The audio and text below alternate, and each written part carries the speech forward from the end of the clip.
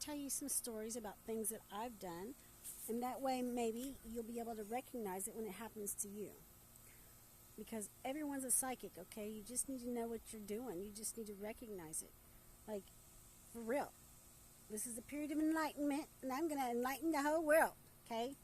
So, you know how when you have kids, you teach them, think before you speak. Okay, that's just wrong, okay?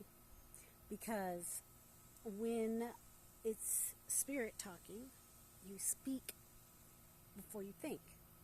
So you just let the words flow out of you. That's where people like me with ADHD have an advantage. Or people that like to talk a lot. If you don't like to talk a lot, it's a little bit harder for you.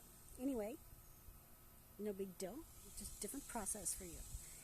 Oh boy, the sun's pretty light. I live in Texas, so. Alright, so I'm going to give you some stories, and I have a lot of them, so this will be one story. So I go to this little bar in Ferris, Texas, real close to my house. Little bitty dive bar, probably max seating ability would be like 20 people or something. I sit down, there's the bartender and 3 people in there. And then I sit down next to this girl, and I guess that was her husband on the other side of her. So it's me, her, and then the husband, and there was somebody over there. Anyway, I'm like, I look over, I get a beer, and I'm looking over, I'm like, oh, he should not be drinking that beer. There's something wrong. There's something wrong with his blood. Does you know something's wrong with his blood? I'm like, you need to get him on the right diet. He needs to get in shape. He needs to exercise and watch his food and everything. And he should not be drinking that beer. Now, sorry, it's 4th of July. That was just fireworks. Anyway, I didn't think about any of that. Those are just my mouth talking without my brain working. Okay? It's just me running my mouth. My mouth was talking, but I didn't have any pre-thought. I didn't put any, like, maybe I should say something to him, maybe I shouldn't. It was just, the words just flow out of you. So anyway, I'm like, you should not be drinking that beer. She said, oh, he's got blood cancer. Well, I just knew something was wrong. I mean, I just walked in there. I hadn't taken but one little sip of my beer. You know what I mean? And I'm like, well, why is he drinking then if he's got cancer, And she says, well, he's made his choice. He's just gonna continue to eat the way he always ate and drink the way he always drank. And I'm like, okay, And I'm sitting there and I'm looking, and I know, I can see that.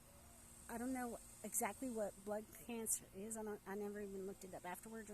Sorry, my grammar. Anyway, what I saw was like, it was on the lining of his blood vessels, and I could see exactly where it was. It was just a knowing. I'm like, and the blood goes by it, and the cancer cells get in his blood. I'm sure they spread around to your lymph nodes or whatever, after that. It depends how long it's been going, you know what I mean? But your lymph nodes, I guess those are like a stopper, like if you can catch it there before it spreads other places, I think. I don't know how that works. I'm not I have no medical training. So, but I'm looking like, well, he's already made his choice, I didn't tell him that I didn't even talk to him, and I didn't tell his wife, hey, it's just on the lining of his vein, and they could cut that section out. I just, because he'd already made his choice. We all have choices in life.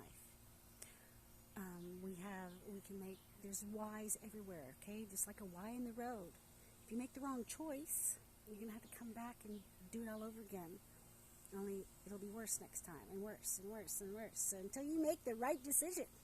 So, yeah, sometimes, most of the time I tell everybody, but that time I had to not tell her everything. I didn't know her or anything else. I mean,